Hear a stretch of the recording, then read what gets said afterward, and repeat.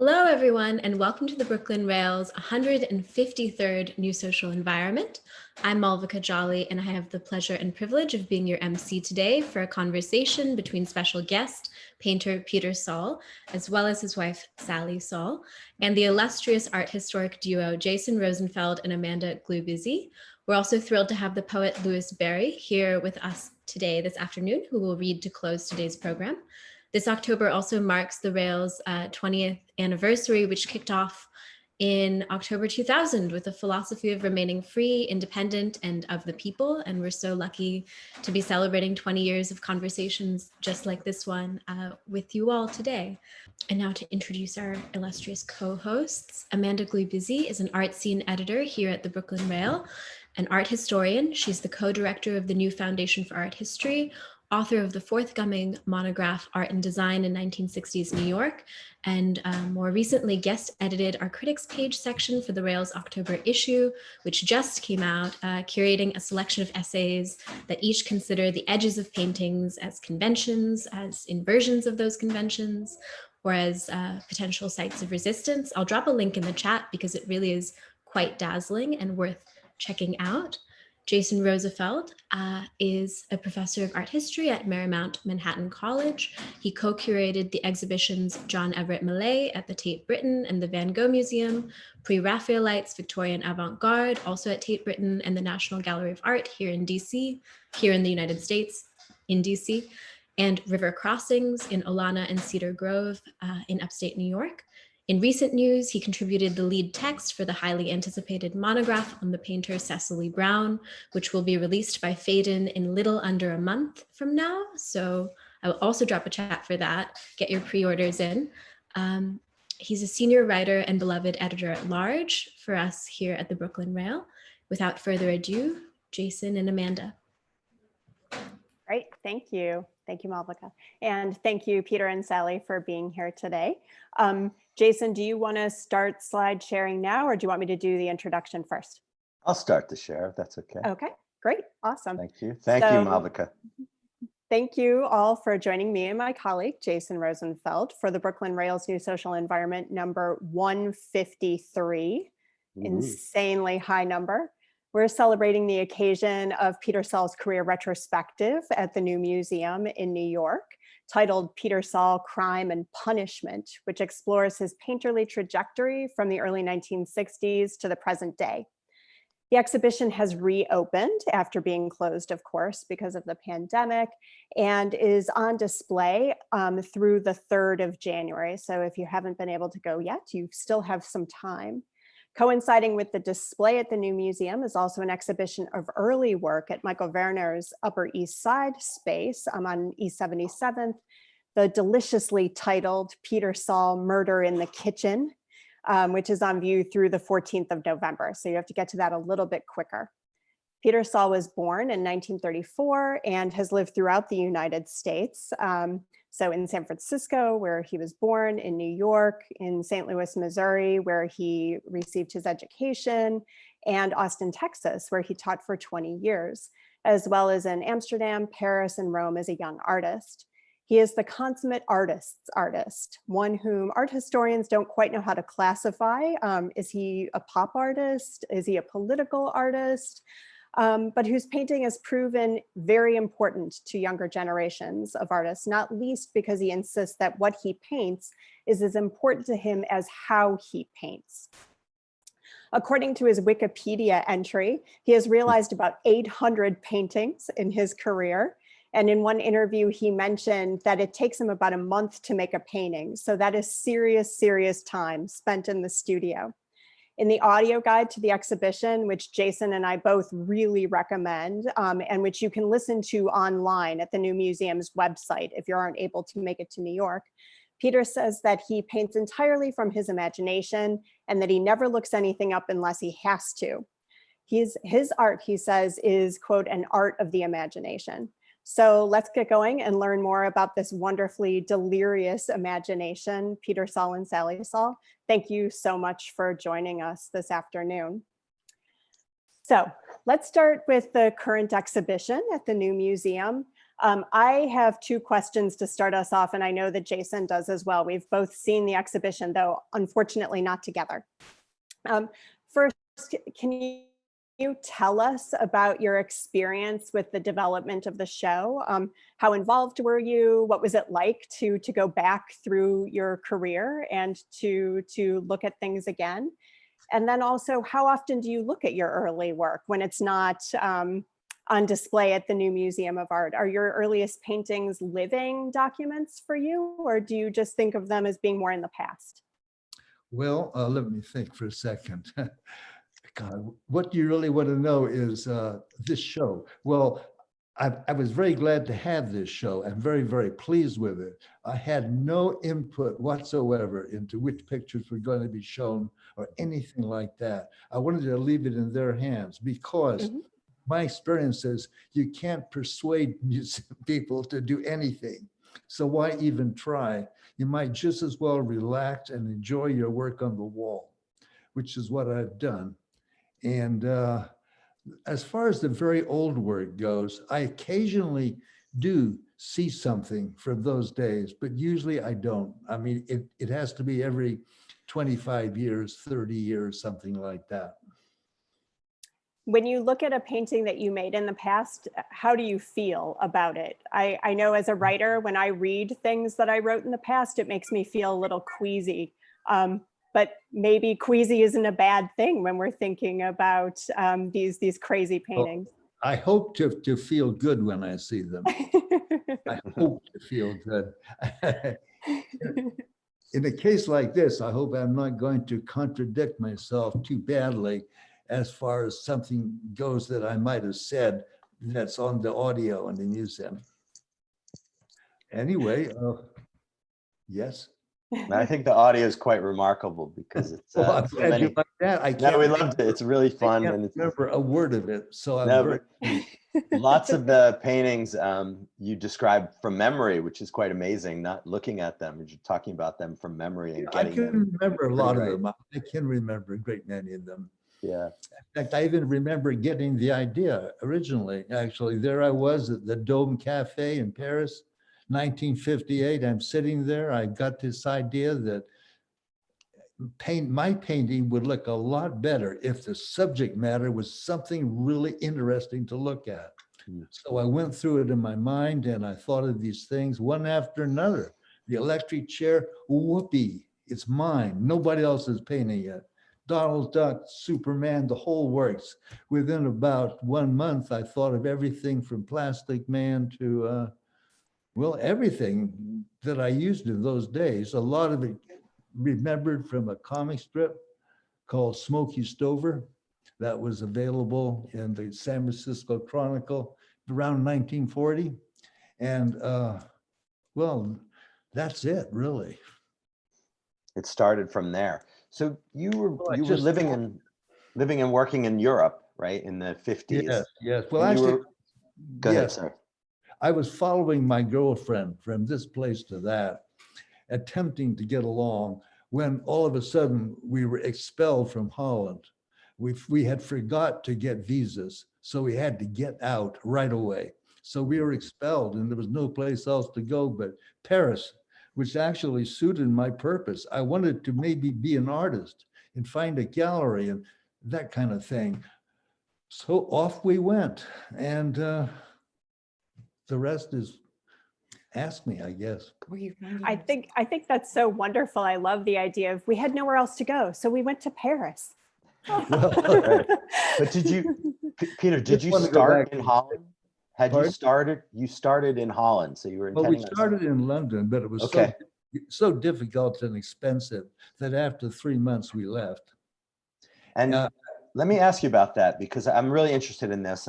We talked about this a little bit. I'm a historian of British art, and I'm sort of an academic historian of Victorian art. And it's always fascinated me, you know, the way that this country, the United States, is so obsessed in museum circles and in art history until very recently with French art. And I think a lot of it has to do with the post-war era and artists, young artists like yourself, going to Europe, going to London and finding it, like you say, very expensive or a mess, right? Because it was bombed out, there was rationing, and Paris was largely preserved as a city because the Nazis had occupied it, they hadn't destroyed it. And was that something that went into your thinking when you were there in the 50s? Well, what we should have done when we got to England was to enroll at an art school, but we didn't think of that. We were looking instead for a place to have an art studio and all that kind of stuff. So we found it very difficult. Right. So then we went to Amsterdam, and that was much better. But personal confusion caused us to end up in the country, painting landscapes at a place called Bergen on Zee, a tiny town on the coast north of Amsterdam. And that was our main experience of Holland. So really, we were extremely isolated. We didn't meet any artists, period, in England. And I did meet one artist in Amsterdam. His name was Stekelenburg. I don't know what became of him. I looked him up on Google and I couldn't find him. So I don't know where he is or anything. Huh. Well, also you had been to London before when you were young. Yes, that's true. In the post-war years, because his father was British and yes, that's why I thought I could do this. I thought, oh, I know London. I've been there with my parents twice. Right. And but it didn't work out so easy. You've got to have money. I didn't have money, not real money anyway. So there's a terrific interview in the Brooklyn Rail where you were interviewed by Irving Sandler and Fang Bui. And you were talking about your parents and how unsettling it was to them that you wanted to become an artist. Yeah, totally unheard of. It was just not something, it wasn't a male activity. My first art class at Stanford was 35 women and me. And that was considered normal by me and by everybody in the art class because it just wasn't a thing that men did. It was sissy. Men only did active things. Painting pictures was women's work. This was the common thought. It's completely untrue, but that's the way it seemed at that moment. And I just took the sissy route. I just did it anyway. Do you think that was a West Coast thing? I mean, because it wasn't the case in New York City. Well, I didn't know anything about the art world. I didn't discover the Art News magazine until 1952, when I'd already decided to be an artist. So I knew nothing about art before I decided to be an artist. I just thought it would be good because I didn't want to commute to an office building and get told what to do when I got there. I was kind of a negative person. And so I decided to be an artist based on reading about Picasso and Matisse and Utrillo and Dubuffet and Buffet, all those people in Time and Life in the late 40s. So I just jumped right into it in my imagination that I could do this too and started out, and that's it. That's so interesting. First, Michelangelo, of all people, Michelangelo said that painting in colors was women's work. So this has a long, long history, right? That we're thinking about. I guess so. When you learn to become an artist by looking at pictures of artists from magazines, what do you do in the studio then? I had no studio, but I did have a little paint box with some canvas boards that my mother had bought for me. And I just painted pictures, random pictures. I can't even describe it. This is a long time ago. Was this a work on the screen now that you did in Paris? Yes, it is. It shows my awareness of the Art News magazine. When I went to art school in '52, I soon became aware of Art News and what was happening in the art world. And de Kooning, this would sort of resemble de Kooning, but it would have in it things that would be unsettling to abstract expressionists. Something gave me the idea, this is based on nothing, that if I put in things into the picture, I would be annoying to abstract expressionists, and therefore they would take some notice of me if I ever met them, which I hadn't done yet. This is all from a point of view of someone who's completely isolated, living in his imagination. Would you say, I know that in New York, the abstract expressionists were fairly accessible. I mean, people knew what Yeah. bars they went to, what restaurants. What about in Paris? You're talking about how you knew of Dubuffet and Matisse and Picasso. I knew Time magazine, Time Right. and Life. No, I never met any artists. I worked at the American Students and Artists Club, which I was able to do. That's 271 Boulevard Raspail. I could do this because I had an American passport. You wear a necktie when you go through the lobby, and you pay $12 a year. And there's a place up top in the top floor where you can paint. And it was pretty empty, quite frankly. There was only 5 people there the whole time I was there, 5 or 6. And I spoke to them. So that was my social circle. While painting, I had the company of 5 or 6 other people who were also painting. And that's it. I never met any French artists or anybody, really. Did you think, was it because you felt timid or you just weren't engaged in the culture? Why? I don't know. I think I didn't really need to know people. This is a very bad thing to say, but I guess my mental health was not perfect. I didn't need to know people very much. I just wanted to develop my art style.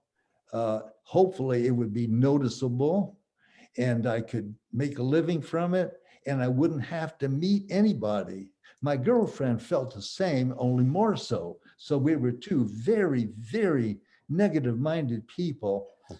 And as soon as we could afford it, that as soon as I had an art show and found that I was a successful artist, we moved to Rome, Italy, where we lived on the last street that was inside of Rome. And the mailman had a heck of a time locating us. But by then we had money, we had everything we needed.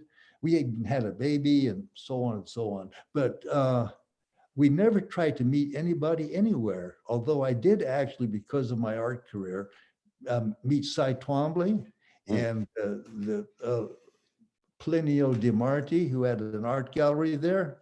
Very nice. I had a show. But for some reason that I can't really explain, I didn't meet anyone. Oh, well, I met a woman. What was her name? I forget. Okay. There's always a lady in the picture. Oh, I met the middleweight boxing champion of Europe, Dario Mitri, who lived near to us. Maybe that impacted some of the pugilism in your painting. But I'm looking at this, and it's wonderful that you mentioned Twombly, because when I look at this drawing, which is on view at Michael Werner, I think of, as you said, de Kooning, but also Gorky and Cy Twombly. Of course, Twombly's working in Rome in this period. Some of these pictures here, did you paint some of these in Italy, in Rome? Oh, yes, I did. Now, the one on the left was painted in Paris. Okay. And likewise, the one on the right, but the one in the middle looks like it was painted in Rome. I'm getting used to doing my thing. By the time we moved to Rome, I've been a known artist for at least well over a year. Right. And so I'm feeling famous enough, and I'm just doing what I do. Yeah. The art historian in me says this is Pompeian red, and that explains everything, right? There it is, Rome. Yeah, it is Pompeian red. That's true. Yeah. Peter, what is it about that painting that looks like it was painted in Rome to you? Sorry. No, that's okay. It's pure memory. Mm-hmm. I mean, also it looks like I painted the icebox a number of times before. It was a popular subject. I'll show you those. I'll put those up. So we'll just hop around. Go ahead. Okay. Ice boxes. Now the one on the left is the first one that was shown, and that was the key work of my first art show in New York, January 1962, at the Frumkin Gallery. And okay, after that, I painted, I think, 9 or 10 others. And that one that you just showed me is one of the ones a little bit later. Yeah, Amanda, do you want to talk about Yeah, the I mean, ice I think they're so interesting because when we first look at them, of course, they look extremely flat, right? Particularly the one on the left, but even the one on the right. I mean, since it's placed on the grid, it essentially is asserting its flatness here. But then we really start to look at it. And as you point out in the audio guide, there are things in these ice boxes that cannot possibly exist, right? So we have a hide-a-bed on the one in the left, some Yes, I can explain. scandalous images included in the one on the left, perhaps. Possibly here. Yes, possibly there. On the right, we have a toilet, which is an interesting inclusion here. It reminds me of one of the interviews that you gave, that you said like, oh, I always think about what I should put in paintings. So I put in Ronald Reagan, and what goes next? How about poop? Poop should go next. So I was thinking that this is something that we see for a long time. Well, I should give credit to seeing Mad Comics approximately April or May 1958. And that gave me the idea of telling stories, humorous stories. I didn't feel that I was making fun of anything. I thought I was making use of things. And I felt very, very lucky to think of these subjects. And that's how come there's things in there that shouldn't be there, like the hide-a-bed and stuff like that, and toilets. I mean, I simply sat at the Dome Cafe and thought of things I could do to make my painting look interesting. My first actual viewing experience of art in galleries was one day or so in New York City in 1956. And in London and Amsterdam, we somehow didn't discover a way to do this. I don't remember seeing anything, but I must have. But Paris, the galleries on Rue de Seine were my first viewing experience. And they were so grayed down and sort of removed that I did not much think of them as being very interesting. So I tried to make my art more interesting. I used color, bright color, in my opinion. And I never saw anything like that Matisse Blue Nude on the Rue de Seine at all. I mean, that's new to me almost. Yeah, that's interesting. I put this up because just a juxtaposition with icebox number 9 on the right. And there's a wonderful conversation in the new museum catalog. The exhibition is curated by Massimiliano Gioni, of course. And there's a conversation between him and Tom Crow. Tom Crow, everything he says is gospel to us. He's a spectacular art historian. He's so smart. He knows everything. He can write on any period, right? I know, He's like it's a amazing. model. But he was talking about the paintings like yours on the right with the grid, and he was talking about Tom Wesselman. But in my mind, I was thinking about this Matisse Blue Nude in the Cone collection in Baltimore, and that I think it's there, although maybe I'm wrong about that. But anyway, that not to say that there's an influence here, but I do think about that way that Matisse is collapsing space and that interest in outline and a kind of flowing form compositionally, which you're consistently working with in these paintings on the right, even if it's a toilet or anything. There's a compositional unity there despite the seeming chaos. And Matisse obviously was able to pull it off in a way that I often think Picasso could not. But you're doing it so well here on the right. It's not a question of influence, but it's a question of sort of, kind of continuity. It's my mistake. I should have seen myself as an artist among many other artists and made some attempt to relate to art of my time at least, but I did not do so. I saw art as an escape, and I was lucky. I found someone to buy the paintings after a mere 3 years out of art school. I just felt great gratitude and continued to live a simple life. I didn't, and it's not easy to explain because I seem to be okay. I mean, I'm not crazy or anything. Amanda, here's a detail on the left. Maybe you could talk a little bit, Peter, about your technique in this period. How are you working at this time? What materials are you using? At this time, I just use oil paint. And living in Europe, I used oil paint. I tried acrylic in 1961 in one painting, and it dried so fast that the brush stuck to the canvas. So I incorporated that in the picture, but the picture is now lost. In the, I was going to say you have works on paper that were partly collage. Oh, very yes. early ones. yes, the early, yes, works on paper were collage. Sally's correct. However, I couldn't find any proper glue, so I used some kind of an airplane cement that I was able to buy. Consequently, pieces fell off. So I don't recommend. Conservationist nightmare.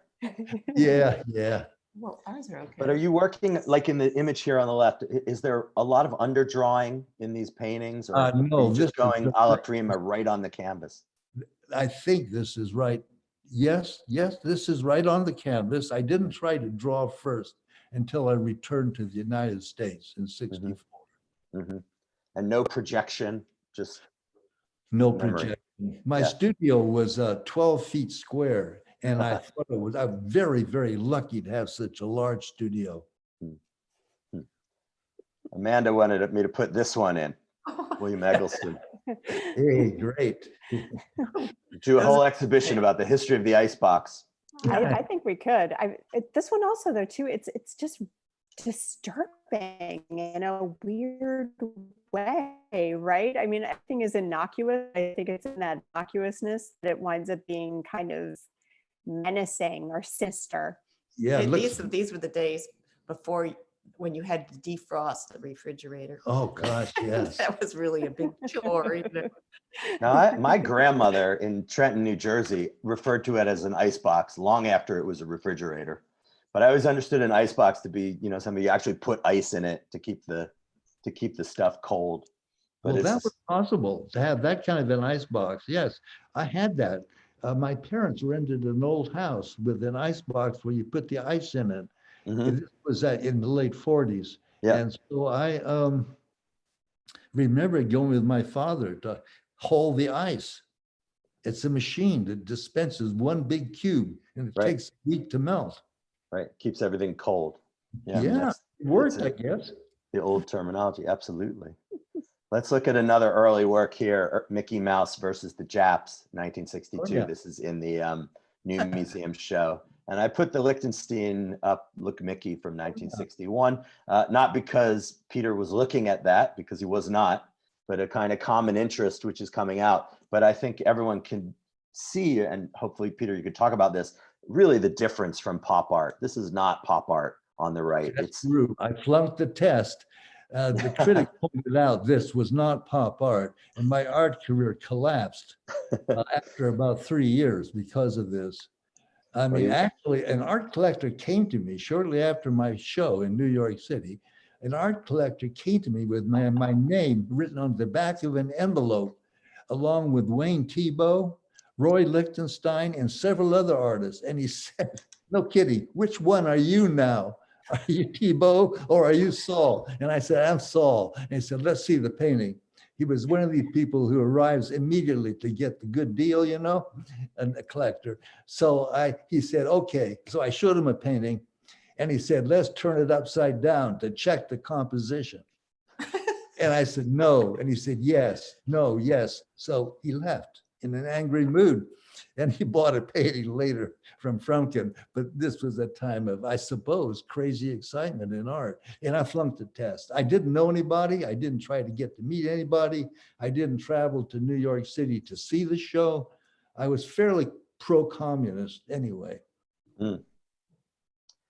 So can you talk a little bit about the picture on the right and this sort of way that you conglomerate imagery here? Well, I made it up play as I with went these along. forms. I made it up as I went along, which I still do sometimes. It's good to make things up as you go along. Mm-hmm. In this case, there's really no reason for anything.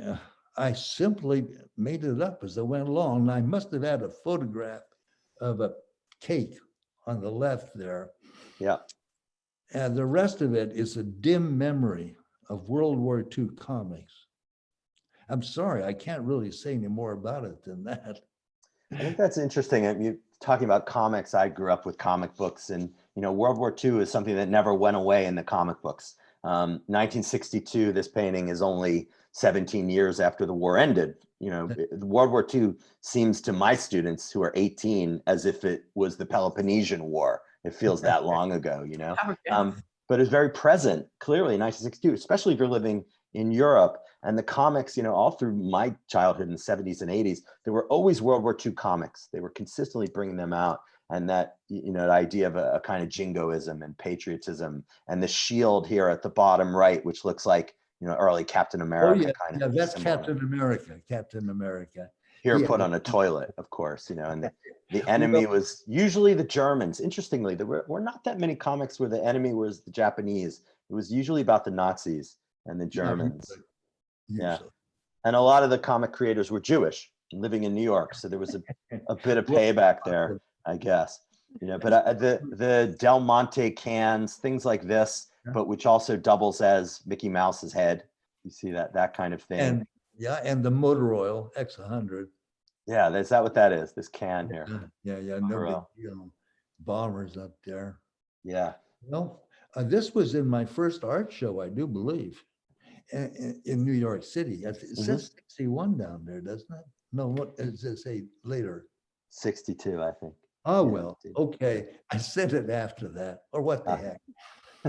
I mean, it's hard to be exact, okay? Of course. Oh, an electric chair. Yes, okay.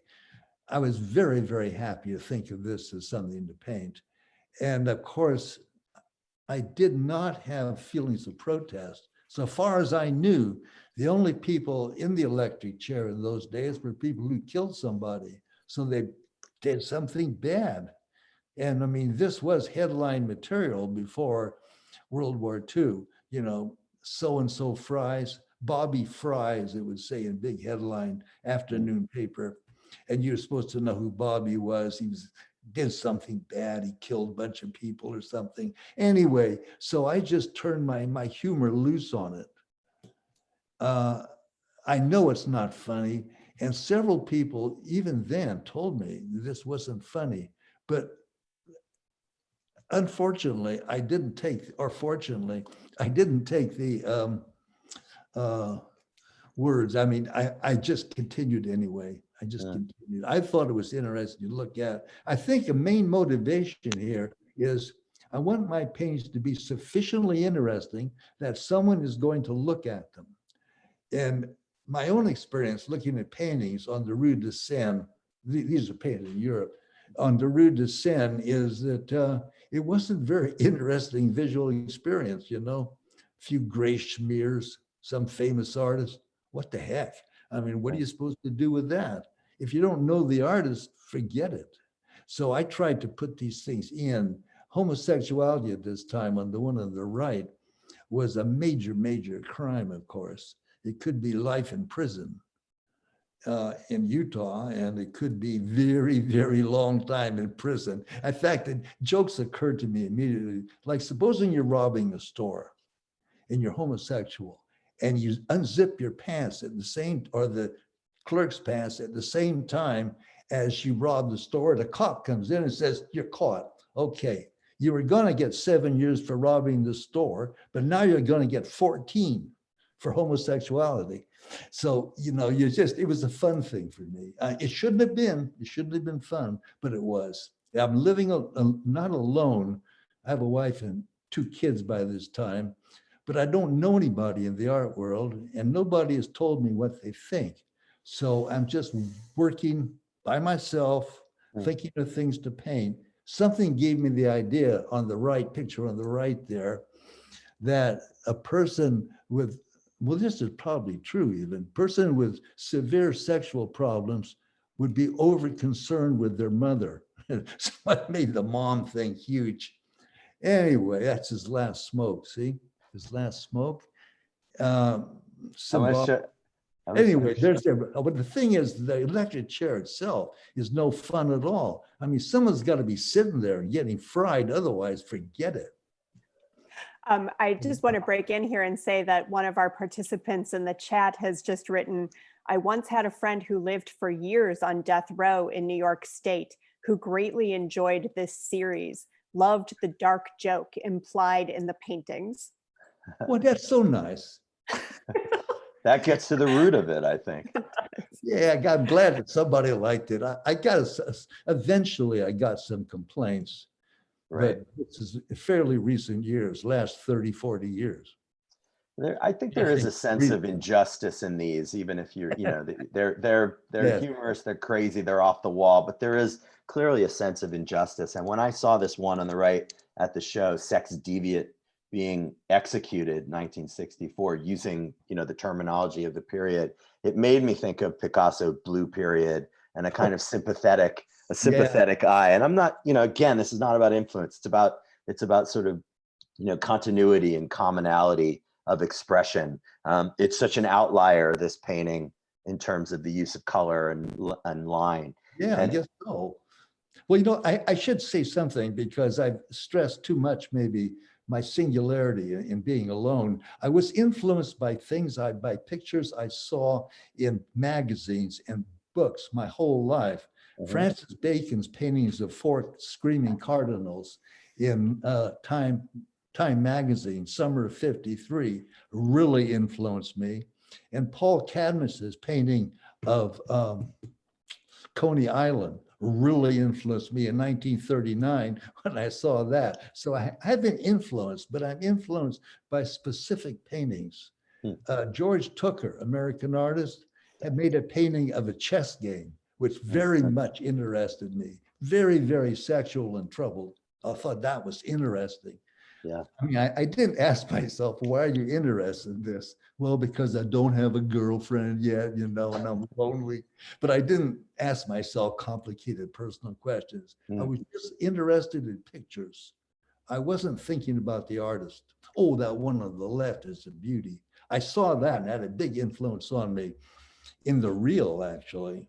Can I say something? Sure. Maybe I should mention that the last New York State executioner was a Germantown resident. Huh. Really? Yeah. And he was also an electrician. Well, that makes sense. And was this known to the community, or did it come out after the fact? Well, there was I think it was known to the people who had lived here for quite a while. Okay. But there was a long article, I think it was in the Rolling Stone, which explained all of this, And was that at Sing Sing? Yeah. Absolutely. Yeah. Yeah. Now, I've never seen an electric chair, but have you, Peter? Have you actually seen the? No, Warhol's painting is the closest I've actually seen it. Yeah, let's go to that actually for a second. Let's go back to that for a second, because I put that juxtaposition up here. The Warhol, one of the electric chair, one of the. He could have used a photograph. There's a good photograph of a woman being executed in the electric chair. One of the first photos of people being executed. And he could have used that. I'm disappointed he didn't. Yeah, probably didn't come across it. But it's always read as being very dispassionate, and yet, that there's a complicated way. Crow has great stuff on these electric chair series by Warhol, but something which is definitely about injustice, despite, like you're saying, the lack of people, the lack of a actual human presence. And I just enjoy the way that you've gone the total opposite extreme in a painting on the left, which predates what Warhol was doing, of course. The thing is, I don't anticipate the pictures being seen by anyone unless I make a huge effort to make them interesting. I think I sort of overdid it, I mean, I realize now people go to art galleries, they look at paintings and enjoy looking at them without a great deal of excitement involved. They care. They care about the brush strokes, they care about the colors and everything. So I should have realized that early in life, but I didn't. And the reason I didn't is because, for reasons I absolutely can't explain, I had no idea why, I was very isolated. The chair looked very modernistic and contemporary, actually. This one here. Oh, yeah. Your painting on the left, yeah. Would you say, and then, sorry, Amanda, just a second. No, please go ahead. Peter, would you say that these paintings look pretty much as they did when you made them, that they haven't aged much? Well, visually, color-wise. Yes, I think so. She's right, I think. Yeah. Yeah. Right. Because when you go to the new museum, I say it's quite remarkable, the way these things jump off the wall. They really do. They're strident, and they're intentionally strident. But the colors have the same sort of vitality, I feel like, as when they were first made. I mean, it's luck, how painting last is luck to a great extent. Yeah. I have always been lucky. Sometimes a color will vanish, just disappear. Yeah. That's One of true. our people in the chats makes a good comment about the Francis Bacon, which you mentioned, the idea of the way that Bacon's screaming popes are enclosed in boxes and sort of, cabineted to a degree, and that sense of environment enclosure, which you see very often in your pictures, like the chair here on the left, and then the close background of the cinder block wall. That was exactly the question I was going to ask. So Oops. Sorry. thank you, participant. Yeah, very good. Thank you, Suzanne. Perfect. Speaking of bright colors, so take us to the mid-60s and Vietnam, please. Yes, at this point, I'm using for art supplies. My art supplies have changed.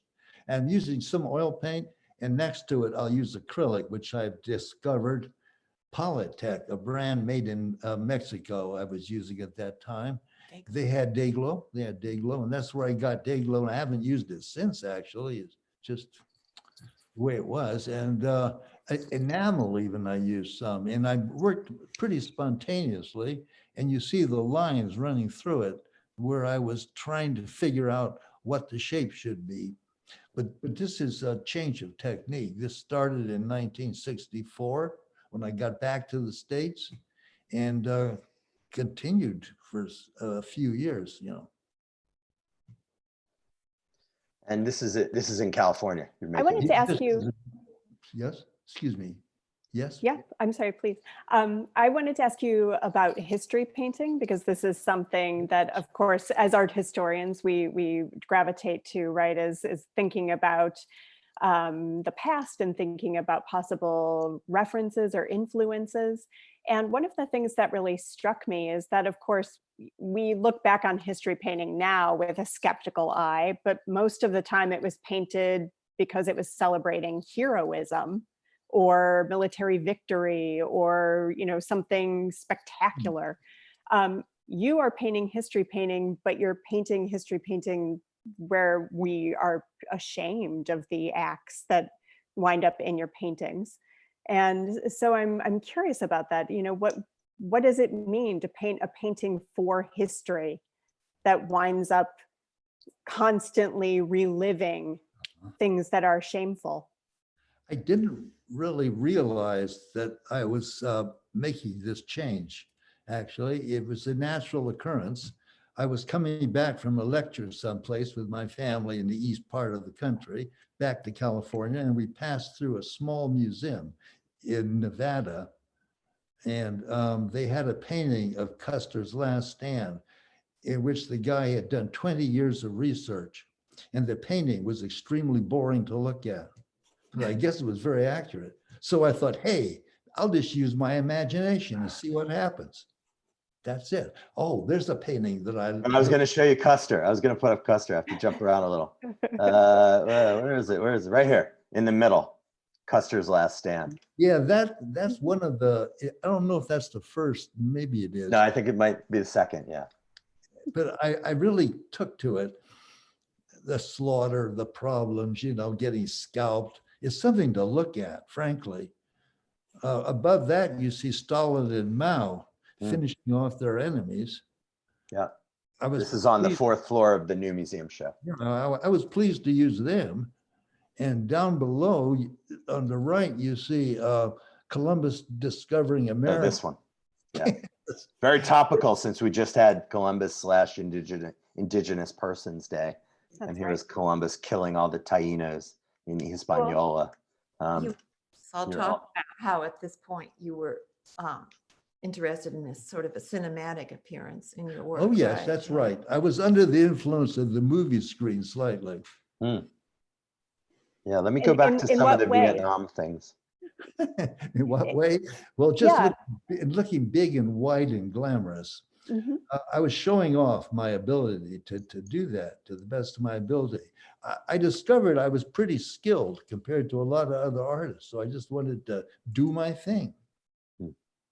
And did you think about, I'm trying to think, I mean, it's 67, obviously films are now more typically in color. So we're thinking about, of course, like VistaVision and things like that, but also are we thinking about perhaps like the horizontality of your canvases and things? Horizontality. What does that mean exactly? Or the panoramic quality of these Yeah, paintings. right, Yes, yes. exactly. Mhm. Yeah, I was thinking about that. Yeah, sure. I mean, by this time I knew a few artists in California. And so I had a very small amount of feedback, which was not very friendly. I discovered that I was doing something very wrong by including politics as subject matter. You were supposed to be concerned with the nuts and bolts.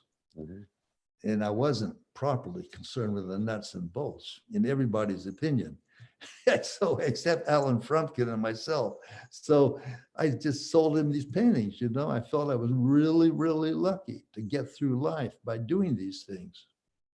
I think it was looking back now, and Amanda and I are of a generation that we're not high modernists who are wedded to that, conception of art, that it was a radical gesture to do history painting. It was. I mean, that was the most, the lowest of the low. Here you go, Rosa Bonheur. I like that one. Now that one there had a big influence on me when I first saw the Horse Fair, Rosa Bonheur, and I also like her other paintings. Now there's an artist I enjoyed in the real.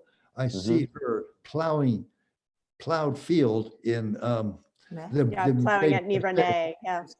Yeah, I mean, I just really like these things.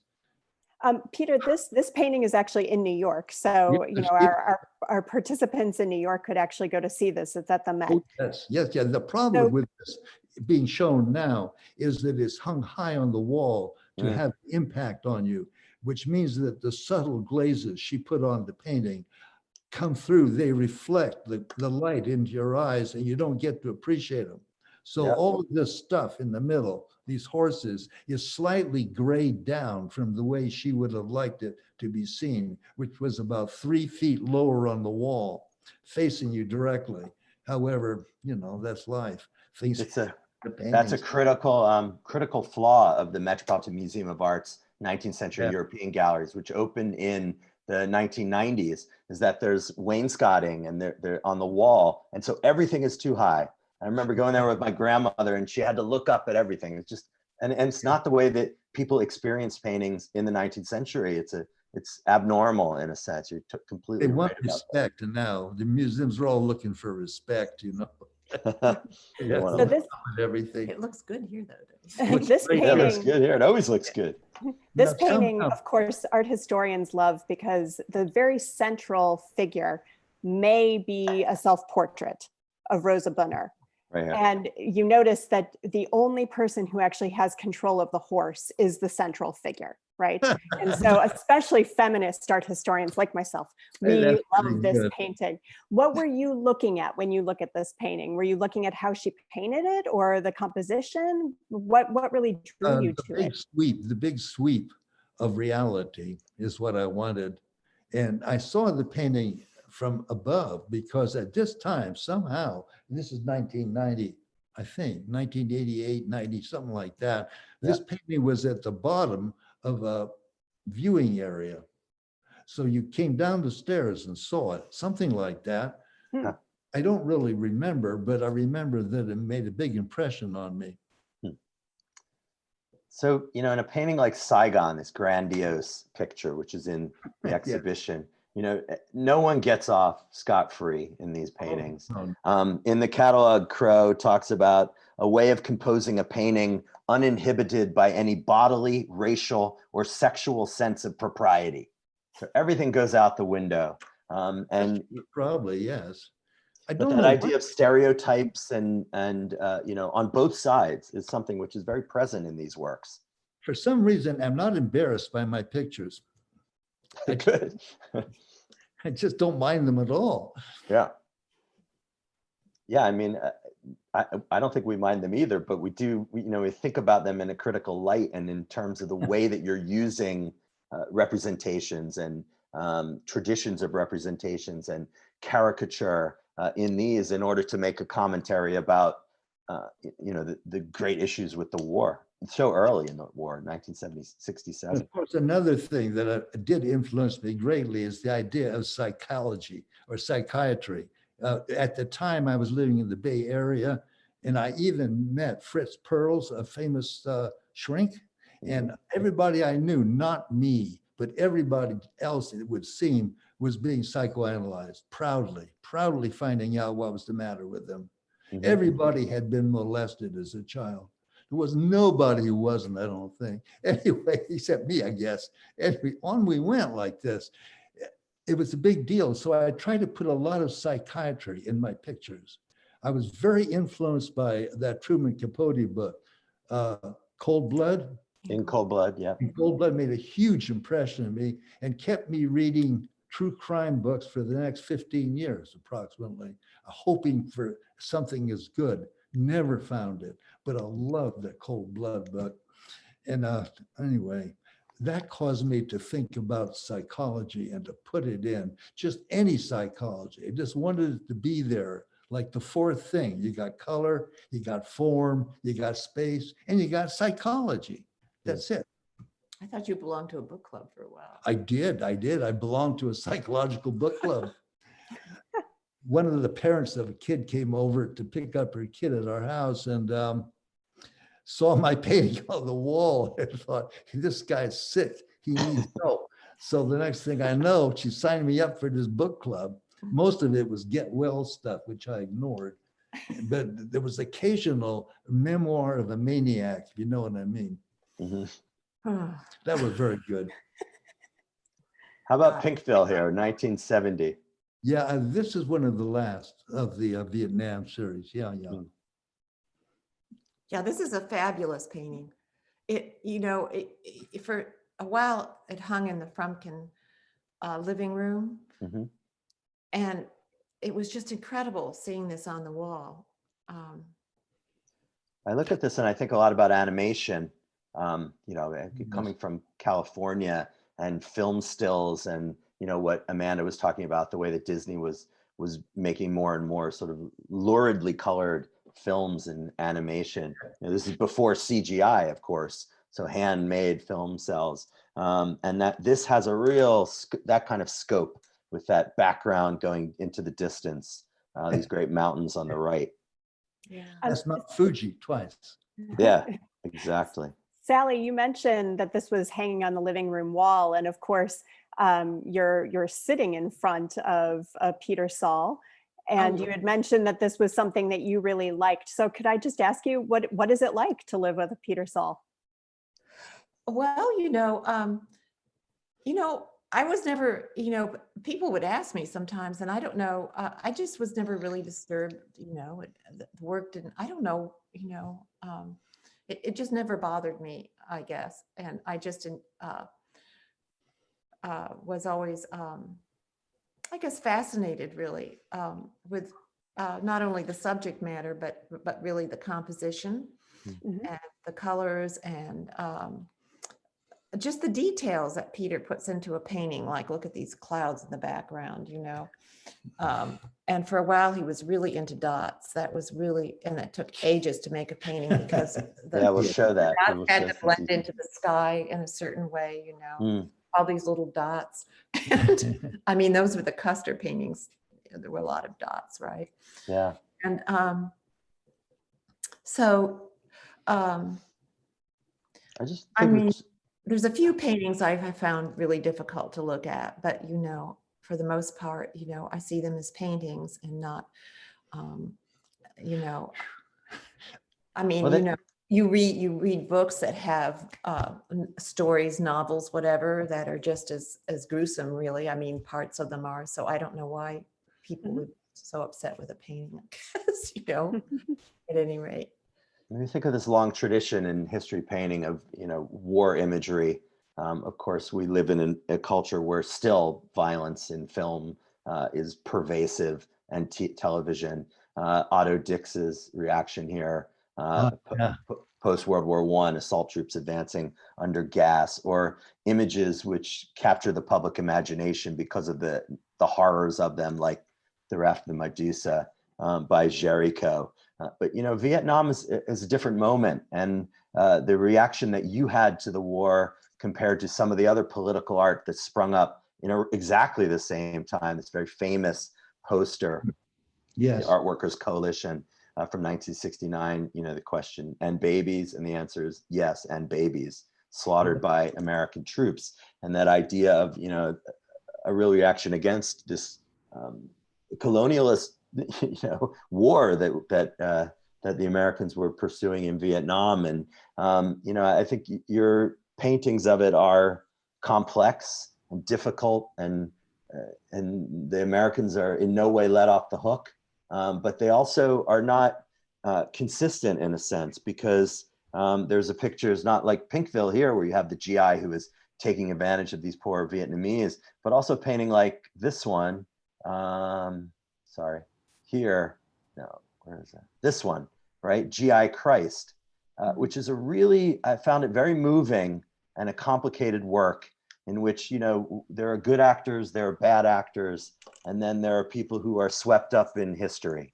And this image of a GI on a cross, I died for you guys. Maybe, you know, this has a different kind of depth, I think, in a way.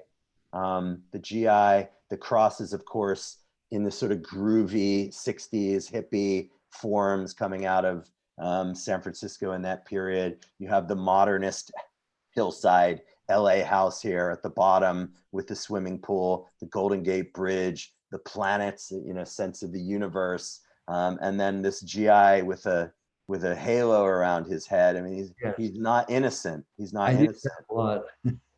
What's that? Sorry, go ahead. You use the halo a lot? Yeah, well, see, I of course, I personally protested the war, but that's nothing special because the community I was living in was completely liberal. Nobody was in favor of the war that I ever met. They were people somewhere else in another neighborhood, in another part of the Bay Area.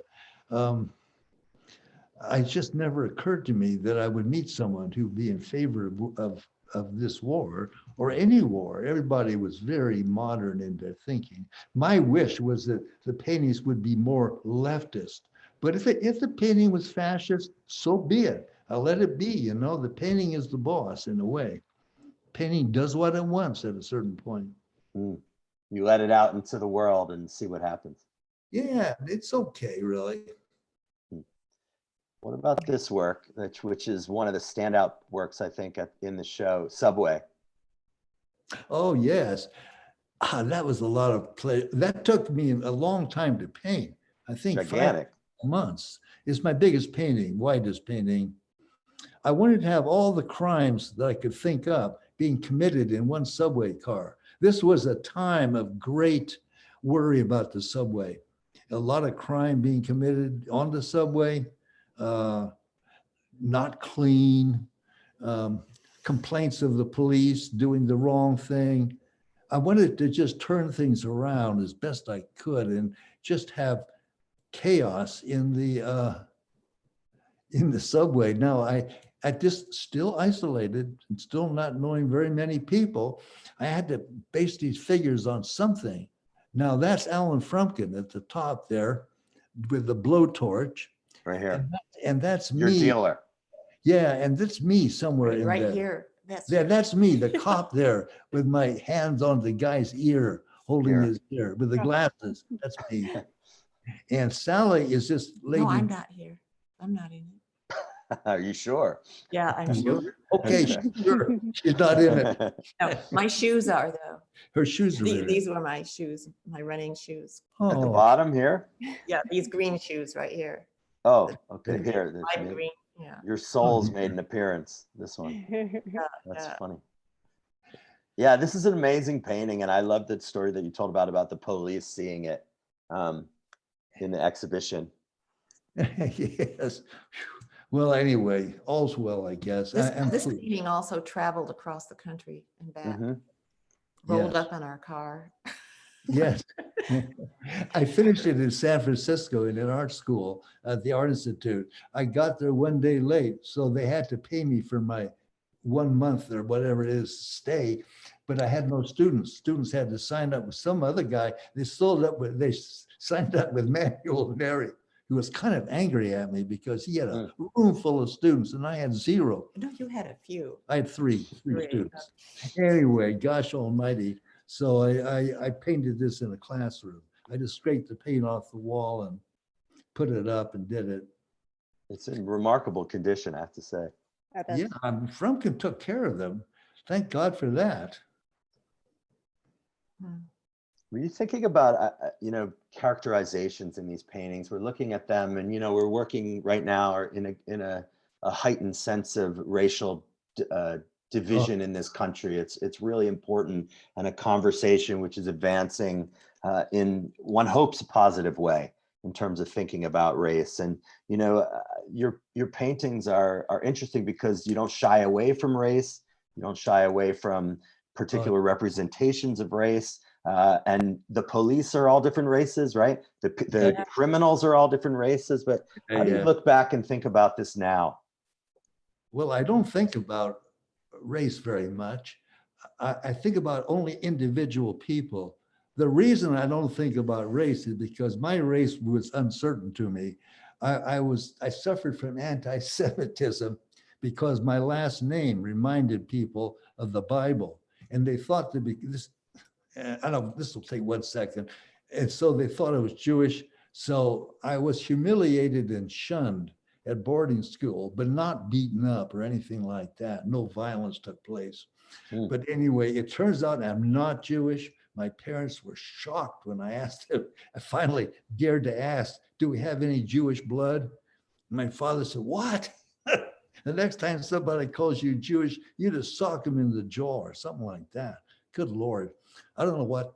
Anyway, so I have no background. I have no racial background. I was criticized for being Jewish, but I'm not Jewish. And what else? I even had to give a little talk how it feels to be Jewish, and I'm not Jewish.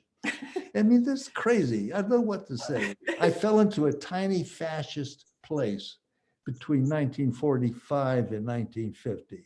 Now gone.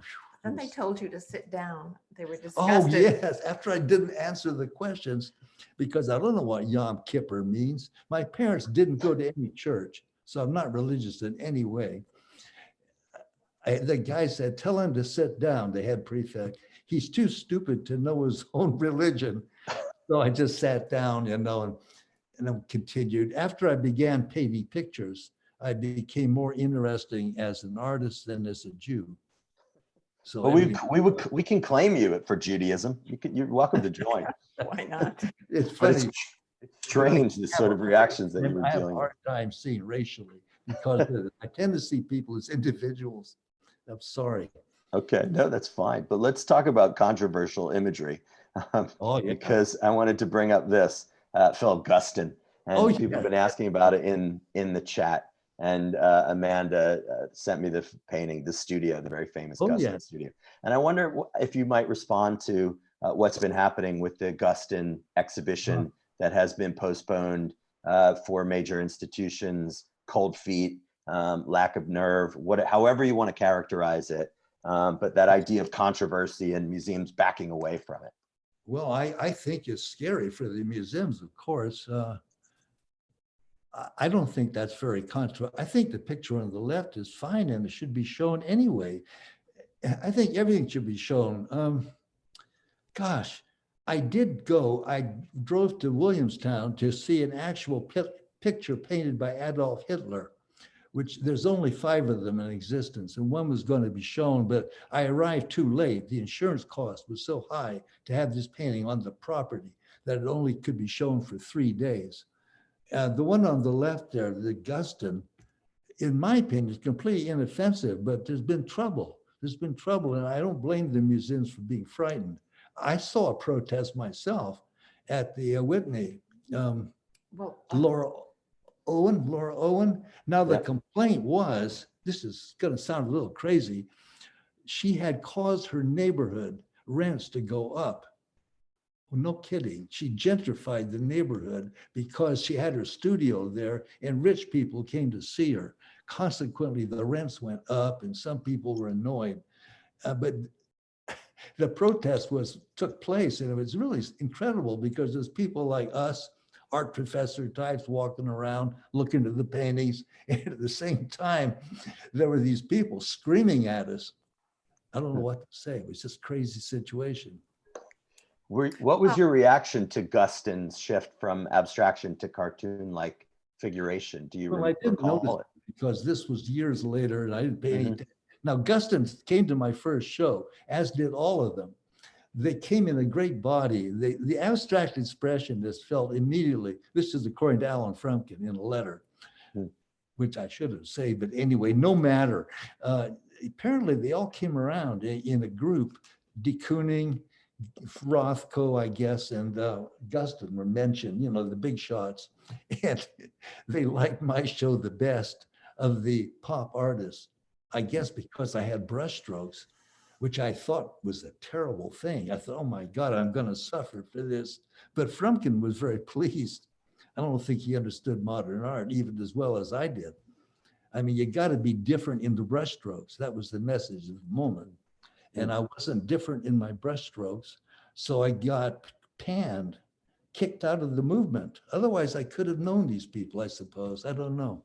I remember looking at an art magazine in the 70s and taking note of a Guston review and being sort of startled because I thought the work looked a lot like Peter's 60s work, early 60s. And I showed it to Peter and I remember him saying, oh, well, he's welcome to the style. Well, I didn't think it was of any interest, quite frankly. It had been explained that brushstrokes were dead. I should say that at that time, by then, Peter was making a different body of work, of course. Right. He was doing the 70s, like the Custer's Custer Last Stand and so on. It was a very small tent, but it would expand as it has now. Amanda, should we go to the Trump stuff and then wind down to Q&A? I think that makes sense. Oh gosh. We prepared as usual too many images, but we'll go back and just look at some of the more recent work. I like that nasty refrigerator that needs to the Eggleston is good. And here, this is one of the more recent works in the exhibition, the abstract portrait of Donald Trump, abstract expressionist portrait of Donald Trump, still going against that. And I look at this, I see a kind of swastika form, fascism. It's in there, I think. But that idea of the hair, which is the stand-in for Trump, it's a very Gary Trudeau-like Doonesbury way to sort of characterize a person with just an element, the hair. Well, okay, I'm glad this painting met approval. I don't see any swastika, but it could be there. Anyway, I don't know what to say. It's okay. There it is. But you know, the second time I looked at the painting, I suddenly felt like, oh, he's painting him out. You know, like green slime instead of his face. I'm getting rid of this, person or something. Yeah. I hadn't thought of that at first. It was the second look that I had at it. Made me think that. Well, my favorite politicians to paint were Ronald Reagan and Fidel Castro. They suit my art style greatly. But Trump, I got to too late. I didn't think he was going to win. I mean, I didn't expect him to be there. By the time I got around to painting him, everybody else had already painted him pretty much and made fun of him and everything. Oh, good Lord. Well, I'll give it a try. So I gave it a try, and I think I painted 4 or 5 paintings of Trump. Yeah, we'll show a couple of them. But I wanted to put this one, the more recent one on the left, next to the one on the right, which I think is one of the great works from this period in the 1960s. Crime Doesn't Pay on the right, and it's another electric chair image with this mall, this woman within her prison togs, and the law there on the right, and the battery at the bottom, ever ready. But this detail, Peter, of the 2 heads. So on the left is this image from the 60s, and on the right is Trump. And can you talk a little bit for art students out there who are thinking about these as the works, about the change in process and how you work now with paint as on the right? Well, I have the paint in a little solo cup, mixed in a solo cup, and I have that in my left hand. I also have a piece of paper towel. And in the right hand, I have the brush, and I put the brush in the paint, and I pull it out, and then I rub it against the paper towel to get just the right amount of paint on the brush. And then I do that, make it like that. I can blend anything. I'm getting really good at it. I blend it by means of I can go very fast. That would take me 15 minutes. to do this section. And this is the dots that you were talking about. Well, this is sort of blurred. You see, that's what I mean. You can blur it. If you don't have too much paint on the brush, then it looks like it's just sort of fans on. It does not amount to little dots. Little dots came first because it didn't know how to do this yet. But now I know how to do this. This is the way it goes. Is this acrylic or oil on the right? Acrylic. Yeah. I use golden acrylic, 105 colors, which I mixed together. And I used 35 or 40 of the stay wet kind, the open acrylics by Golden. And I used their various mediums. So I'm kind of dependent on Golden paints a little bit, which I shouldn't be saying that on the air maybe, because they're not advertisers or anything. But you might get a deal from them. I got a deal already. Promotional deal. So this is a kind of acrylic which dries slower than traditional acrylic, so that you can. Oh, it is. Okay. Yes. I use it for glazes. It doesn't actually stay wet that long. It just stays wet long enough that you get to wipe it carefully after you put it on, and that enables you to make it non-streaky or ugly. You get it just like filters the color. There's I'm getting pretty complicated at this. It's interesting to think about somebody wanting to make a not ugly painting about Donald Trump. Yeah, like this one. Oh yeah, here he is coming. Oh, it occurred to me that the only fresh way to see Trump, this is the last big painting of Trump I made, the only fresh way to see him was positive, because everybody disliked him. I mean, he has no art friends. So I said, well, I'm making him into a woman, and then he can do something positive. So here he is bashing that North Korean guy, you know? Is this meant to be from a Jello mold here at the bottom? Oh, that's It looks like it. that's our country sort of, with seeing the different races in it there. Yeah. Okay. Is that the Capitol building? Yeah, sort of. Okay. I like the Jello mold though too. It's got a wonderful title. Great title. And here's another one, Donald Trump in Florida. This is the first one. Yeah. We did a, And you have a great line in the audio tour where you just say, there's no other way to paint him except as a crocodile. God, or an alligator, I should say. Alligator. I'm glad I said it. Yeah, it was good. It was good. But this depiction of him on the right, I know everybody's sick of Trump, but I saw this the first time and I thought immediately of the contrasting image of Obama and by Shepard Fairey, and the image on the right is that smirking, idea of the president, which can be so off-putting. But it's in conscious sort of competition with the image that you see there on the left. It's a situation when nobody likes you. I mean, what are you supposed to do? We should probably be grateful he hasn't done worse. Right. So how are you feeling about the election? Hopeful, I guess. Hopefully he's going to lose. We decided after thinking about this for a while that we would go to Hudson and to the Board of Elections and do, stand in line and do early voting. We felt kind of worried about doing it by mail, so. Right. All right, let's end with this one painting, Amanda, and you can take us into it with this one, which I thought was the most humorous part of the audio tour. Hang on one second, I'm almost there. Whoops. You see it here in the display in the new museum right in the center of this image next to Trump as a crocodile. And this one is called Girl Trouble 2 on the left, 1987. And here's the detail. This was made years later. This is made in Austin, Texas. Yeah. I'm an art professor. And actually, it's a celebration of happy marriage is what it is. I mean, I don't have these problems. That's a celebration. Really? I don't have these problems. What a celebration. My oldest son, who doesn't particularly like my work, I think, thinks I only paint pictures that paint people that are not me. And I think this is probably painted because it's not me. Whoopee. So I just went to town on it. That's what you think. Oh God, yes. There you go. Truth will out, but it probably is me, but I thought it was not me or I wouldn't have painted it. Do you think of yourself as a contrarian, Peter? No, I don't, but other people do. Okay. It just happens that I do the obvious thing that I must do at the time I do it, it seems to me. Mm. Go ahead, Amanda. I love this hair here. You love the what? The hairdo, the head, you know. That's great. That is actually a really good thing to point out. Peter's hair is like no other hair, right?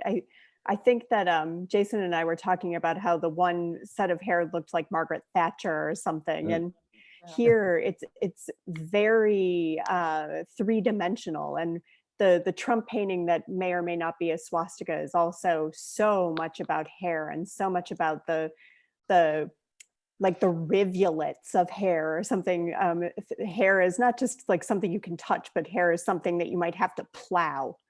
Right. And so I'm really very curious about this. What is hair here? Yeah, well, I think Regan was your. Oh, Regan was great. Really had a lot of fun with hair with Regan. Castro is easy to have fun with because he's Latino and they're very macho, very sensitive about those things. So I had a lot of fun painting Castro as a woman. Well, that's a good painting, but it's not here because it's in Europe. A lot of my work is in Europe. So, I mean, what can I say? But anyway. Let me ask you that about, you call him Ronald Reagan. My grandfather always called him Ronald Reagan. My grandfather worked at Warner Brothers, the studio lot. So he was around him. But all America calls him Ronald Reagan. But did he change the pronunciation of his name? Gee, I don't know. I could be mispronouncing it. For some No, reason. I don't. I think he changed something about that, his name, but it's a weird, quirky thing. Ooh. Yeah, I don't know. So, you know, the new museum show, I think, is quite timely. There's so much wonderful political work in it and challenging political work. The art world has caught up to you, Peter, I would say, in a sense, and figuration is not on the rise. Figuration is dominant in a way that feels really satisfying, I think. And, you know, looking at your work and thinking about the artists that you've had an impact on, Raymond Pettibone, who had a huge show at the New Museum, Mike Kelly, Paul McCarthy, of course, California artist, Kara Walker, Bruce Nauman, who I know you knew when he was a student, and Julie Curtis, young artist in the city who has a show at Anton Kern opening next month. I mean, this is the moment, in a sense. I encourage everyone to go to the New Museum and check it out. Enter the mind of Peter Saul. And before you close, could I just say one thing, which is to thank you for including in the introduction, including the New York State Native Americans, because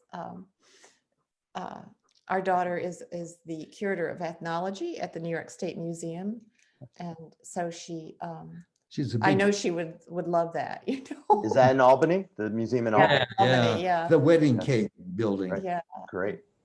He's visited the Shinnecock and so on. So excellent. Yeah. All right, Amanda, would you like to close us out? Sure. Well, again, thank you both, Peter and Sally, and thank you to Jason for this amazing conversation. I feel like I've learned so much, and I'm going to be pondering the pronunciation of Ronald Reagan/Regan's name for the rest of the night. So I'm pretty excited about that.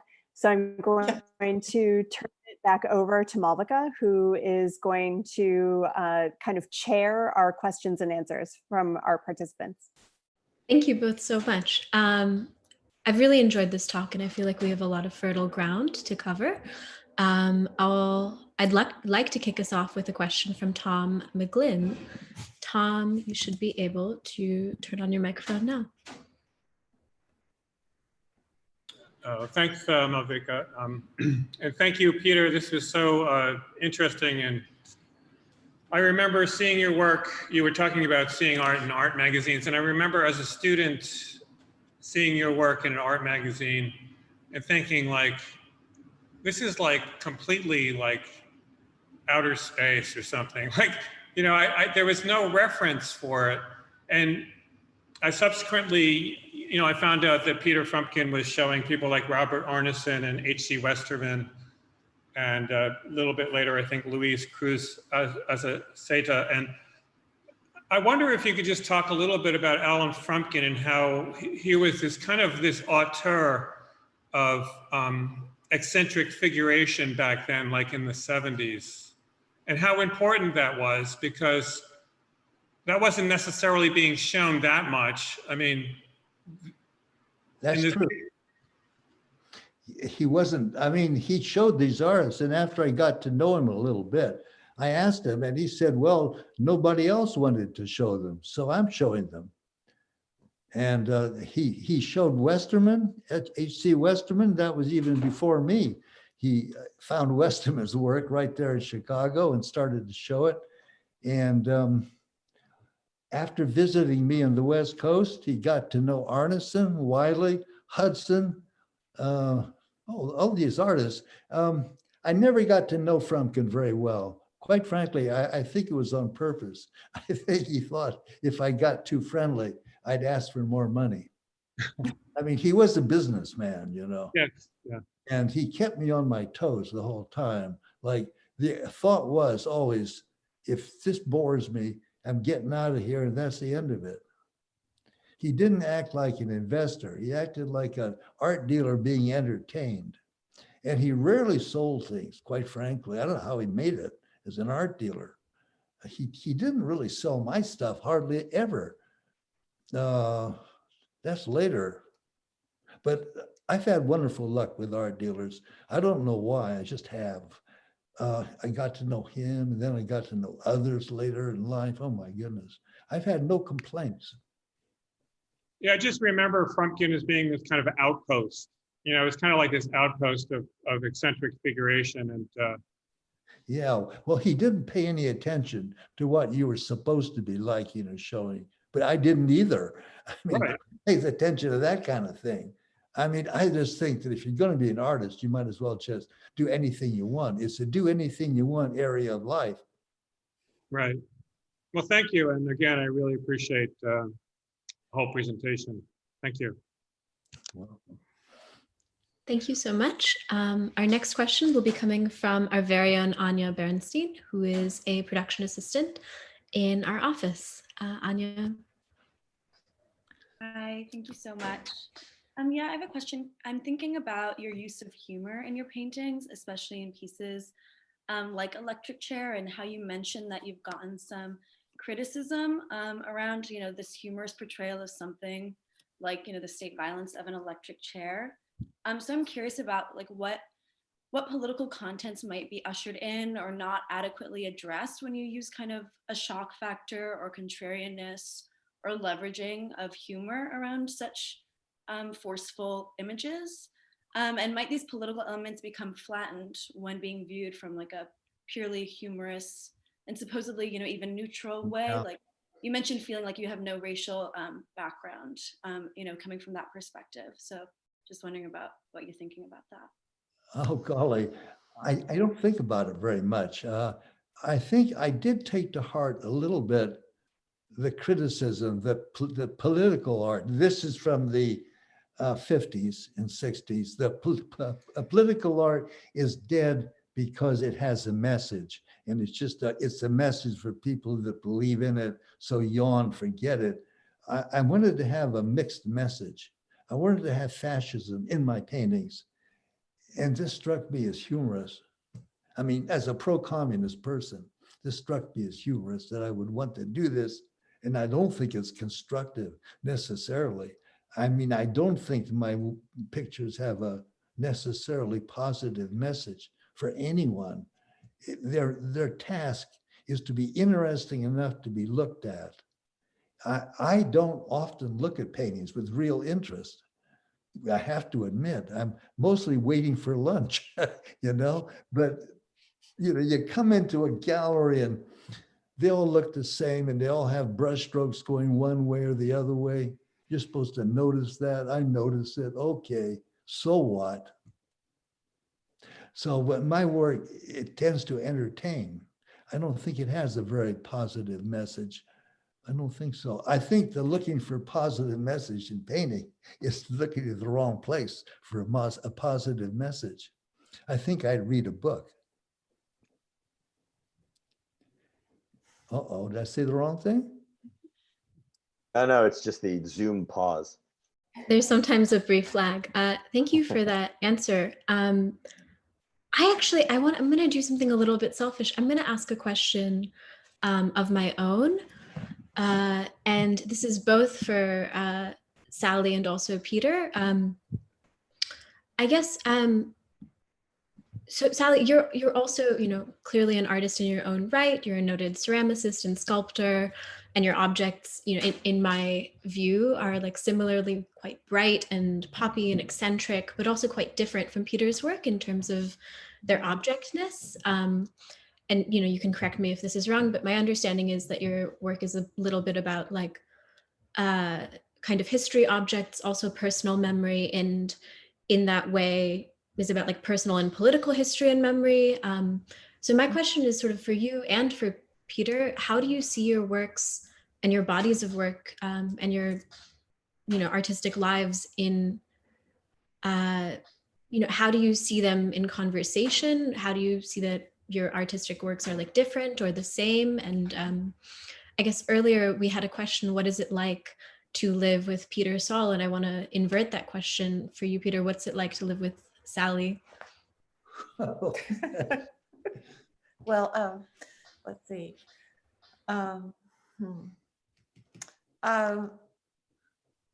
Well, we've been together now for so many years that, 47 years. I guess, we don't even think about it anymore, probably.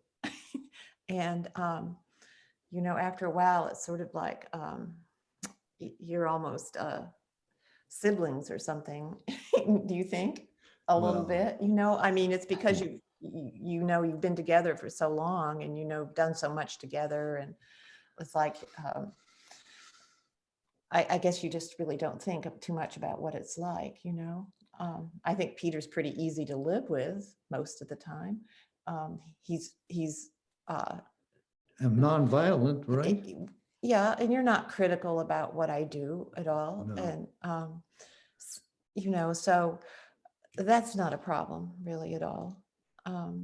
And in terms of influence, Peter, if I ask him for some advice, he's very good about giving some good tips once in a while.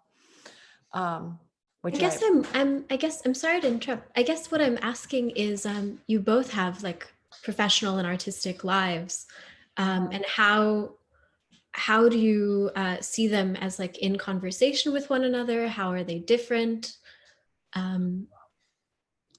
We don't spend a lot of time talking about that part of life. I guess we should maybe, but we don't. Well, his studio is upstairs and mine is down, so we're separated for sure. And let's see. I think my work tends to look humorous also sometimes, and it's not like I'm trying to make humor, especially. It just works out that way. So I kind of understand Peter's work, that how humor just happens, and it's not as if you're really working at it. Right? Yeah, you're not looking for it. It just happens. Yeah. And, that's a really difficult question. Can I be more specific? Do you have... we get along together pretty much. Yeah. We have gotten along together. Yeah. That's what I should say. We're not about to separate or anything like that. Yeah. Thank you so much. Older than I am, and that makes some difference. I'm older, yeah. And so he's 86 now. I'm 74. So that makes more difference now than it used to, really. I mean, I tend to do most of the driving, for example, things like that. I mean, your life changes in some ways. Yes. Yeah. Right. Yeah. I mean, that's kind of a silly answer, but I don't know what to say. No, I think that's great. I think these are great lessons for how to live like a beautiful and long-lasting marriage and artistic life. So thank you so much. Can I just follow up on that for a second? Peter and Sally, how much do you think you're working every day? How much are you painting every day? Not as much as we used to, I think, because for one thing, it has to do with the pandemic. And you would think that time was limitless, but unlimited. But in fact, it's used up by a lot of little chores because, you know, for example, I used to have someone who come in and clean once a month. Well, I don't do that anymore. And the grocery shopping is much different. You have to go here and there, and you want to go at an hour when there's not a lot of people, and then you have to wipe off everything. You know, it just seems endless sometimes, all these details, right? So that makes some difference, you know, in life, certainly. I mean, I'm sure you've all experienced that too. So that's true. I'm not getting as much done as I should either. I mean, we're definitely not as productive as we should be. Gosh darn it. Yeah. Is that partially a product of anxiety? It sounds like, to a degree. To some degree, for me, it is. I think, you know, I feel like we're sort of on the verge of a dictatorship or something, and it worries me, and it worries me for our kids. And you know, I mean, it's not with you all the time. It's very nice to do this now because it takes your mind off all of that. And but it lurks somewhere in your mind, you know. You think about it once in a while. You know, you think about all the people, the tens of thousands of people now who have died. It just seems unbelievable, really. And so that has some effect, I think. Yeah. Gee, I don't worry about things I can't control. So Sally does the worrying pretty much when it comes to the big items in life. I worry about the little things. Hopefully, my picture, what's it need to have happen to it next? Things like that. Well, you worry some, you know. I do worry some, yeah. Oh, yeah. Definitely. Maybe not as much as I do, you're right. At any rate, we miss not going into the city like we used. You know, it's beautiful here right now. The colors are changing, and we're having some rain at last. But, you know, I really miss being able to just get on the train and go into the city. And yeah, we're afraid of the train. Now we're a little worried about taking the train. Is it okay or not? And so on. So, yeah. I mean, I think it's changed for all of us, don't you? That's for sure. Yeah, absolutely. Well, I'm used to being isolated, so it surprises me I'm not getting more done, but I'll admit that I'm not. Same thing. Thank you so much, both of you. And Jason, our final question will come from our very own publisher, Fong H. Bowie. Fong, you should be able to turn on your microphone at will. Thank you, Sally, for beautiful conversation. Thank you, Jason, also Amanda, for being part of it. And Peter, long time ago, when we had dinner at my home, we began talking a little bit about Martha. And I know that Martha was sort of important to you in that period, because I believe he might have been the one who introduced to Alan Frumkin. I'm not so sure, but it doesn't make sense, Peter, because Martha, who were driven away from New York to Rome, particularly after the Gorky's suicide in the summer of '48. So how did you manage to meet Martha? Was it in New York? Because I don't believe he ever. Oh, I met him in Paris. Paris, yes. Okay, that makes sense. Okay. I don't know if he lived there or not. I never actually met him, except very briefly. I exaggerated. I told some untruths in letters to people because I wanted to impress them. But quite frankly, I only met Martha one time, and it was, I think maybe twice. But we didn't get on well because my girlfriend had made a couple of sweaters for us, and they look good now, but then they look just plain eccentric. It's lumpy. And Martha said, "Where did you get these weird sweaters?" And my girlfriend, my first wife, then didn't like it. Didn't like to hear that. To her, these sweaters were important. So anyway, we just didn't get to know him. Yeah. Okay. Well, my question, also the second one, being your political activities when you became more interested in what was going on? Was it in the 50s during McCarthy period, Peter? Or was it in the 60s? I was interested in that, but when was that exactly? I'm trying to think. I think it was The mid before, 50s. the mid 50s. I was in art school then. Yes. So what was the compelling interest for you to get involved? Was it the war in Vietnam also? The war in Vietnam was the first time that I felt personally involved. Yes. Yeah. Before that, I was just looking for my art style, hoping to find subjects that were exciting that other people weren't using up. Yeah. But you were aware of what was going on. Oh, yes, sure. I was aware. I never met anybody who liked McCarthy or anything like that. I mean, yeah, I've been not only sheltered, but I've been isolated and sheltered. And I mean, I don't know anything really. All I know is my technique to paint. Right. Okay.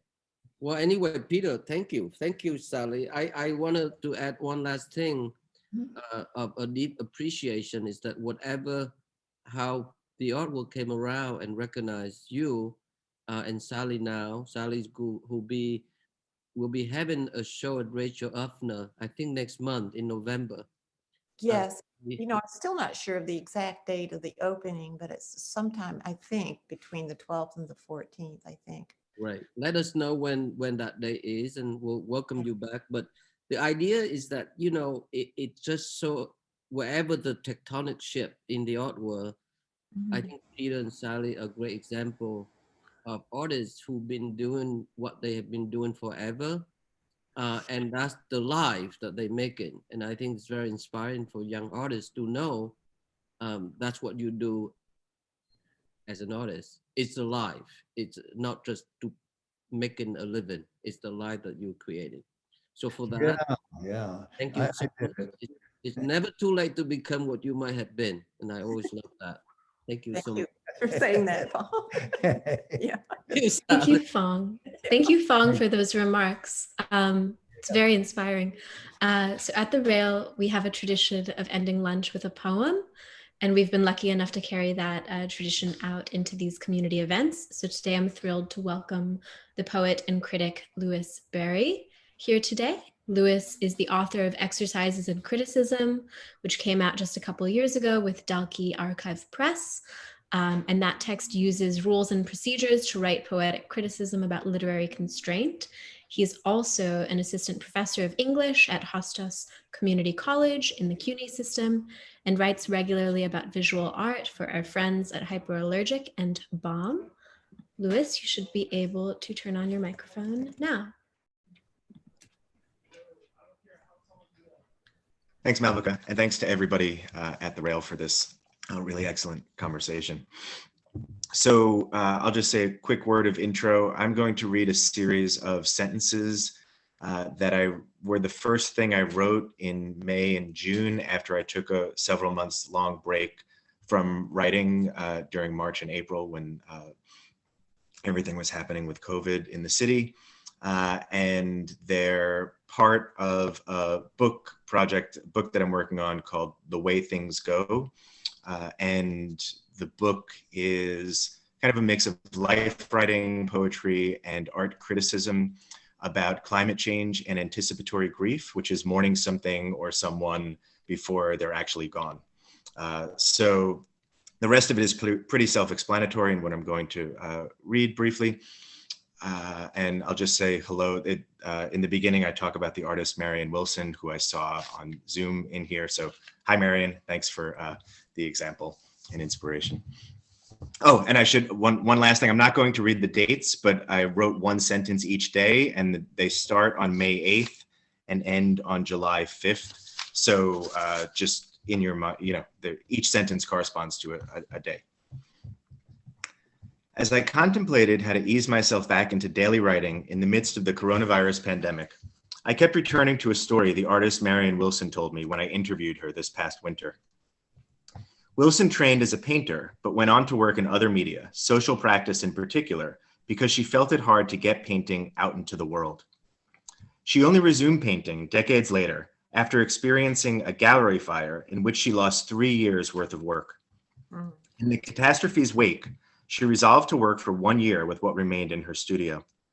She found glass microscope slides, about 1 inch by 3 inches in size, 3 inches by 4 inches max, and decided to paint on them landscapes of the Solvay waste beds, a Syracuse, New York Superfund site that she'd been visiting. The slides made sense to use as a support, she explained, because they felt scientific. Just as important, they made sense to use because their tininess made painting feel non-threatening. As my partner Sherry slowly recovered in April from a long illness and my capacity to focus returned, I kept asking myself, what would be the writer's equivalent of a 1 inch by 3 inch support? I wanted a form whose tininess felt non-threatening, manageable, supportive. Nothing too ambitious, I decided, just one new sentence each day. Writing this way these past 10 days has felt as effortless as using a weightlifting machine on a setting so low it feels as though you're not even lifting weights. I've never looked forward to my daily writing practice as much as I have these past 2 weeks, and I usually look forward to it quite a bit. About 3 or 4 years ago, in a water cooler conversation about writing habits, a colleague said something that I subsequently adapted as my own mantra. Every day that I get to write is a good day. These daily sentences remind me of the summer in my mid-20s. I resolved to run exactly 1 mile, no more, no less, first thing each morning, so as not to burn myself out with mileage expectations. A year and a half later, I would wake up and automatically run 5+ miles each morning in preparation for the New York City Marathon. At the rate of 1 sentence per day, I will have completed this book in approximately 5 years, marathon distance in writing terms. Preoccupied with magazine art writing, youth soccer coaching, and everything else I'd been doing week in and week out before the pandemic, it's not like I was realistically going to progress with this book much faster anyway. No wrong, writes artist Nayland Blake in cursive swirls of hot pink, magenta, and cherry red colored pencil in one entry, December 23, 2015, of his years-long daily drawing practice. As a rule, when I put aside preconceptions of what I'm supposed to be writing and instead prioritize what I want to be writing, the results are better, the process more satisfying. If I'd been composing these sentences in March and April, it would have been some version of the same sentence every day. Writing is not my priority right now, much as I'd love it to be. Writers often say that they need to write their way out of a problem. That is, to continue producing work until the project's purpose comes into focus. But sometimes the desire to write is itself the problem. In recent days, I've again found it hard to focus. The Minneapolis police brutally murdered George Floyd on Monday, May 25th, and in response, Black Lives Matter protests are spreading across US cities. Writing is not my priority right now, much as I'd love it to be. Still not my priority. Today, the President of the United States ordered tear gas to be used on citizens peacefully protesting so as to clear the way for a photo op at a nearby church. Experts on authoritarianism warn that there's rarely a single moment to which you can point in retrospect and say that that was when the switch flipped from light to dark. Instead, there's a gradual dimming of cultural and governmental norms until one day you look back and realize that when the switch did flip, the room was already near dark anyway. I'm not, if you couldn't tell, an optimist, yet these recent Black Lives Matter uprisings somehow give me a sense of hope. What gives me hope is that many people, rather than an isolated few, are taking action in ways they might not have even thought possible several weeks ago. On the other hand, since March, we've been living in my father-in-law's unoccupied house in Staten Island, the whitest, most conservative borough in New York City. And to judge by street life here, you'd barely know that protests have been roiling other parts of the country for over a week now. One definition of whiteness might be the illusion that your well-being and yours alone is sufficient for stability.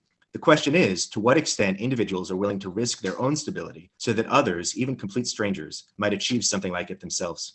The answer historically has been not nearly enough. Meanwhile, yesterday, temperatures in the Arctic Circle hit 30 degrees Celsius, 86 degrees Fahrenheit. Every night, I step outside my in-laws' climate-controlled house and relish the humid shock of air as I toss the day's garbage in the trash can. The house is located across the street from Fresh Kills Park, the remediated city park being built upon the infamous former Fresh Kills landfill, which fact complicates my sense of the air's, well, freshness. The night before Collection Day, the trash cans line up in front of the houses like offerings to an implacable deity. The house sits on a road whose function is to connect traffic between New Jersey via the Goethals Bridge and the commercial corridor near the Staten Island Mall. Day and night, diesel trucks clatter past, spewing angry clouds of exhaust. The few pedestrians who use the sidewalk leave behind a disproportionate amount of debris: a sock, a paper plate, a cereal bar wrapper, a neon lanyard, and a plastic bag in recent days alone. On Zoom calls with friends and colleagues, I joke that I've developed Stockholm Syndrome with this house. The week we relocated here, the house's hot water heater broke, 2 sinks had plumbing leaks, and my father-in-law's car had a slow leak in one of its tires. When I called my father-in-law to tell him about the flat, he told me that the tire had been losing air for months, but was fine when refilled. When I took the car to the repair shop, they found a nail embedded in the tire. 100.4 degrees Fahrenheit in the Siberian town of Verkhoyansk yesterday. Our species treats this planet's warning signs the way my father-in-law treats his property's warning signs. Pretend as though you'll deal with the problem before it's too late. Among the oddities we discovered upon relocating to this house, a dresser drawer filled with fanny packs, a medicine cabinet brimming with expired bottles of pills, a screen door wedged shut with a metal rod because its lock was broken. The baskets full of dirty laundry were the least fantastic yet most telling. It was as though my in-laws were so eager to escape to their newly purchased Florida home, they didn't even have the time to clean one last load of laundry in this one. Since she's recovered, Shari has been organizing this house's clutter with efficiency and restraint, discarding whatever is broken or expired and bundling the rest into boxes. It's clear that her father and his wife will never do for this house what my parents did for theirs. That is, streamline their belongings in anticipation of their eventual passing. So Shari is using our time here to start the sifting process that will one day fall to her anyway. Oh, build your ship of death, bemoaned D.H. Lawrence late in his life, as if the way things go could be made sturdier, more assuring through metaphor. As if building, rather than letting go, was what's needed to make the passage. When my schizophrenic hoarder cousin Victor passed away in his late 80s, his small Brooklyn house contained 8 dumpster loads worth of objects. The house, as his daughters found it, was apparently so packed with things that each of its rooms barely even had a path to walk through it. Jack Spicer, there will be nothing left after you die or go mad, but the calmness of poetry.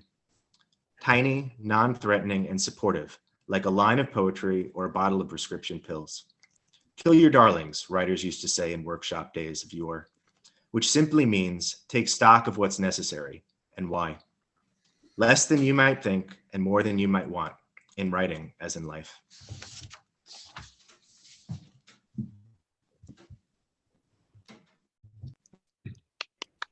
Nice, yeah. Thank you so much, Louis, for sharing what I know to me, and I'm sure to all, feels like the most profoundly appropriate poem. I know the thoughts you detailed about the sort of gradual dimming of norms, and like when the switch did flip, the room was already dark anyway, feels just so perfectly attuned to our current moment and unexpectedly to our conversations this afternoon about the humorous and sickly contents of fascism. And I want to thank you, Mr. and Mrs. Saul, and Jason and Amanda, and thank you to all of you who are here with us today.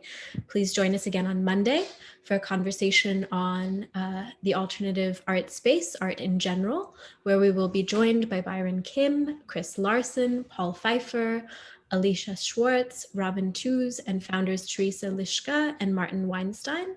That will be, as always, at 1 p.m. right here in the Zoom. You can now turn on your microphones and say goodbye as you leave, and I want to wish you a beautiful weekend. Let's see. But Thank you so much, Peter and Sally. Thank you so much. Thank you. That was Thank great. you. Thank you. We enjoyed it. Excellent. We look forward to your show, Sally. We put it in the chat. We put the links in the chat. Just okay. Thanks a lot. Yeah. Thank you, you, Tom, so for your question. Afternoon. Thank you. Thank you. Thank you, everyone. Yeah, This was well amazing. done, Malvika. Thank you so much. Excellent. Thank you, Malvika. Thank you. Thanks you, to my everyone. parents. Thanks to OG in Istanbul. He's back. Oh, hey. Yeah. Hey. It's dark in Istanbul. Hello, thank you. Thank you, Peter. Thank You're you. welcome. Thank Okay, you. Sally. Okay, Yeah, well, we thank you, announce- Fong.